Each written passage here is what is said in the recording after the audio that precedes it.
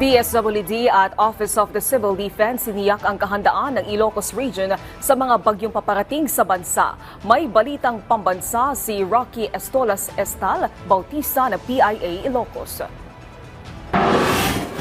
Bagamat sunod-sunod ang pagdating ng mga bagyo sa bansa ay tiniyak ng Regional Disaster Risk Reduction Management Council ng Rehiyon 1 na handa ito sa mga banta ng mga paparating na bagyo. Ang Civil Defense Ilocos o OCD-1 ay nakaantabay pa rin at nanatiling in close coordination sa mga Provincial Local Disaster Risk Reduction and Management Offices mula sa 4 na probinsya ng Rehiyon 1.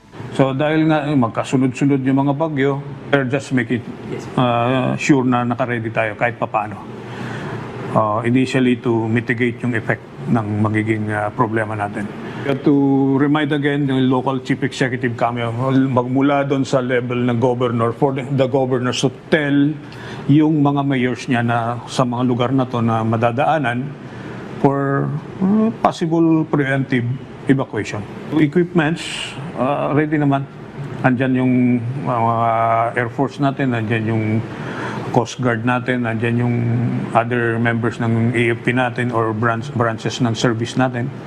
And then, siyempre, yung line agencies dito sa lugar, DPWH, DSWD, ready lahat.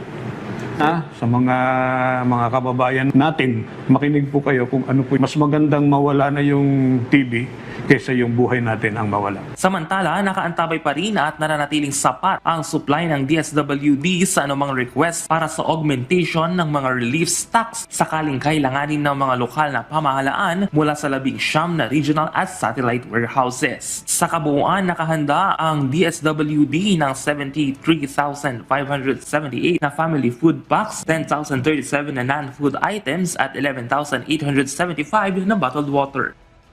Patuloy pa rin po sir ang ating koordinasyon sa DSWD Central Office to ensure po na available ang ating mga yung availability po ng ating stockpile dito sa Region 1. So kung kinakailangan po ay coordination naman po with the Central Office po. Yes po. But we can say po na we are ready po in case na yung dumating na po yung dalawang bagyo po, no, for DSWD. Yes po sir. Patuloy ang pagtutulungan ng mga ahensyang kabilang sa RDRRMC ng Rehiyon 1 para sa kahandaan sa bagyong Ophel at bagyong Sipipito.